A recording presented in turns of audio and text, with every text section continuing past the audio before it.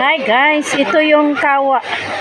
Kawa na healthy ito guys na ilalagay mo dyan. It's up to you kung anong flavor ang gusto mo.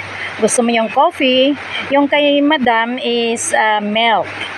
Yan, milk ang sa kanya. Ang sa iba naman doon ay ibang flavor naman. May flavor pala ito guys ang kawa. Ayan.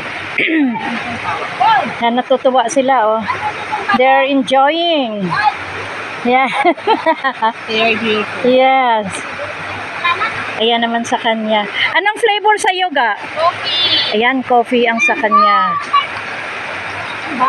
Yung sumusunod doon, coffee din yon. Sunod-sunod lang. Ito lang yung kay kay madam yung milk.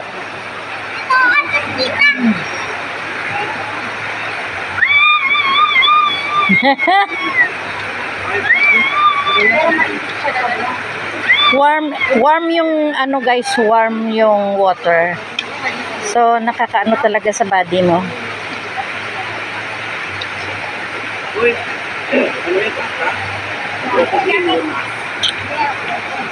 Milk flavor ito. O, di ba?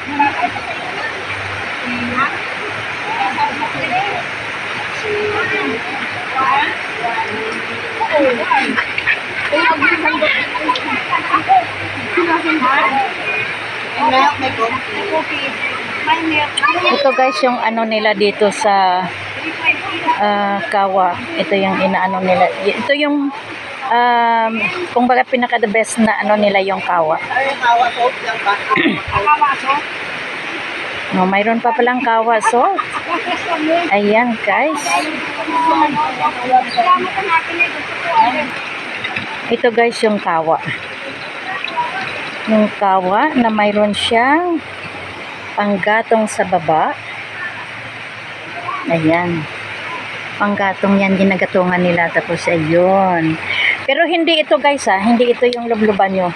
Ito lang yan kinukunan nila ng water para i-mix doon sa lubluban mo. Yun. Ay, ang daming mga maliliit na Ayan guys oh.